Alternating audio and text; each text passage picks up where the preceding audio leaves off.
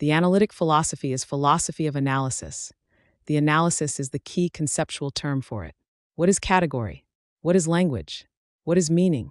What is human mind? What is unchanging condition that governs our world? These kind of topics are all welcome topic in analytic philosophical endeavor, which seeks for the groundwork how we understand various issues arisen in our world. There have been many research areas more subdivision is on. The beginning was pragmatic nature, revolt against extreme form of skepticism, in a sense that too serious skepticism does not entail truth and advancement of human intellectual perspectives. Charles Sanders Peirce, for example, did critique about Cartesian doubt. If surely researched areas of sciences are reliable, we can get best approach doing academic researches, which is also approved history as paradigm change in late 19th and early 20th century English-speaking world philosophy. The conventional belief on the beginning of analytic philosophy was started by Frege's debates on symbols and its reference, and George Moore's critique to extreme idealism in ethics. Their researches are surely true foundations of analytic philosophy. This book, Hundebnkug Chorhag, suggests another particular views held by many American scholars supported, that the pioneer of analytic philosophy is Charles Sanders Peirce, whose paper also contains critique to skepticism. The critique to the skepticism, which is an imaginary barrier to human intellects. Peirce is believed as pioneer of pragmatism, conceptualizing in 3 words: belief, researches, and meanings. The pragmatism entails the practicality and the actuality, understanding them as the objectivity and purposiveness. These all entities could actualize, regarding the examination of all these things to be unbiased, flexible, independent from our negative factors, learning from consequences, in which consequence means without skepticism we can be reliable with already founded groundwork, is the summary of pragmatism he suggested. The use of pragmatic viewpoint, such as consequences, implications, practices, how can it be connective with our understanding of social issues too? How is it making them into actualized academic perspectives as well? What is successful meaning of it? Peirce researched this topic with use of symbolic denotations as generalized form of inferences, while the inferential properties of abduction, induction, and deduction, how big scale it is, and how our human knowledges are provided by philosophical researches. Peirce's interest established in the method of logic and analytic philosophical foundations. In this doctrine, proposition, truth claims, mental habits are important conceptions, which is regarded as he is also pioneer of analytic philosophy. He suggested belief is form of propositions. The entities having the truth claims is in it.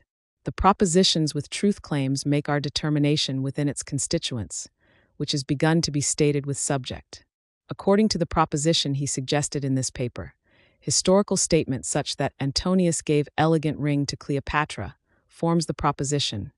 The truth determination of it is to analyze nouns on it, nouns appearing on the meaning of the proposition. The nouns are predicated. The reference of the nouns are extended whether real or not. The subject nouns are starting the direction of our understanding, as we could have been referred by the propositional constituents. If we say all people die, it is arbitrary condition on it. As mentioned in this introduction, Peirce suggested one version of propositional analysis on it. This is why he is a pioneer of analytic philosophy. Through the analysis, he suggested the truth claims our attitude, seeking for truthful groundwork for justifying our opinions that are positive, stipulative, and making explicit into the philosophical endorsement with analysis. Having said that, we can look back the things past too. There is the demand for making surely what is truthful continuation of the mental habits which can shape it into making it explicit. The making it explicit over mental habits are the ways dealing with entities given about the world. The mental habits are definitely not momentary ones such as intermittent pain or lightning passing over the head, rather continuation in time. The person's continuation of mental habits are those ones who take one belief, usually does it carefully, exercise, similarly actualized it. Whatever his works are, his mental habits appeared as continuation of the methodologies. The similarity Peirce's analysis suggested with analytic philosophers' view is also critical over the extreme form of idealism. The Cartesian extreme form of idealism often fall into skepticism. The skepticism is generated by unclear pragmaticism, and it can be pragmatic to make it clear. In this mind, this is considerate. The grammatically two different terms are regarded as two conceptual differences, as assumption that the conceptions are always differed by differed two terms, which makes deceptive ways to make pseudo-problem of philosophical seriousness. The symbolization problem for Guillen have same approach to study this issue.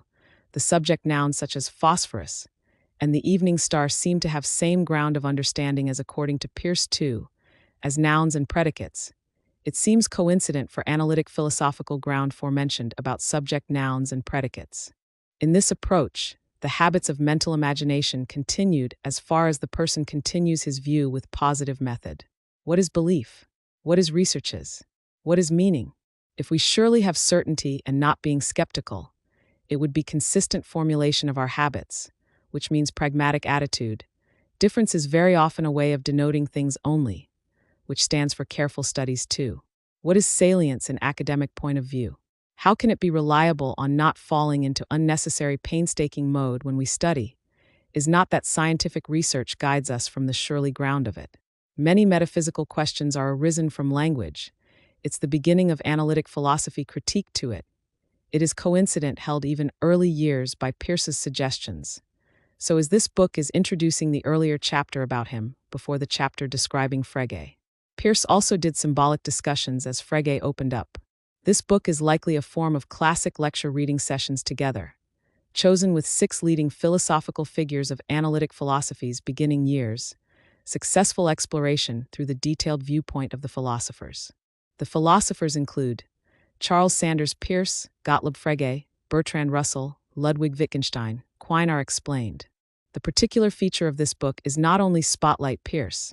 This book also spotlight Wittgenstein, the early philosophy and later philosophy of his philosophical opinions in very large number of pages. This feature is continued throughout all of pages of the book. If we are beginning learners about analytic philosophy, this book is good assistant for the learnings.